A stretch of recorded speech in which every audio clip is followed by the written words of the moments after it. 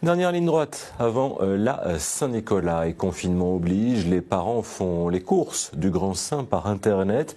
Une situation qui profite à certains grands acteurs du net. De petits indépendants réussissent toutefois à tirer leur épingle du jeu grâce à la solidarité de leur clientèle et à la mise en place d'un système de click and collect. Exemple à Jette, dans la boutique Sajou, où Frédéric Clavier s'est rendu.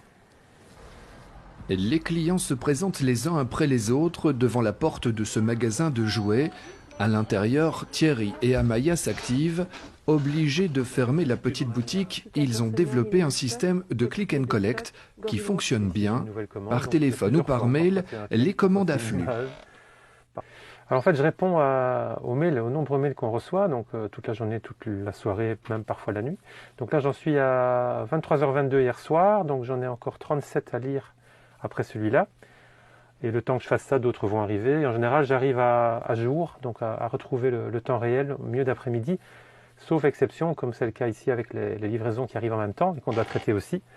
Une fois les commandes bien reçues, les paquets sont préparés. Des dizaines, voire des centaines de paquets prêts pour les clients. Plus d'étudiantes pour aider le week-end et l'employé à mi-temps est en chômage économique. Les gérants s'adaptent, ils font à deux tout le travail. Surtout à cette période-ci, la période Saint-Nicolas et fête de fin d'année. Normalement, on est à 4 au-delà du week-end et c'est du 7 jours sur 7. Et sans arrêt, il n'y a pas d'heure de fermeture, c'est au dernier client.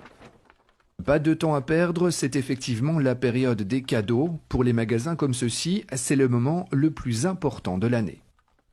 Oui, novembre-décembre, c'est environ 40% du chiffre de l'année, hein. C'est clair, donc c'est beaucoup. Maintenant, on avait l'expérience du premier confinement pour un petit peu s'organiser et mettre en place le click and collect qui avait bien marché la première fois. Donc on s'en sort. Franchement, bon, on va pas se mentir, on fera les comptes à la fin et on verra ce qu'il en est. Mais en tout cas, je trouvais on est un peu à contre-courant par rapport à ce qu'on entend d'habitude. Thierry et Amaya s'attendent à une baisse des ventes, mais pas à une chute comme dans certaines grandes surfaces.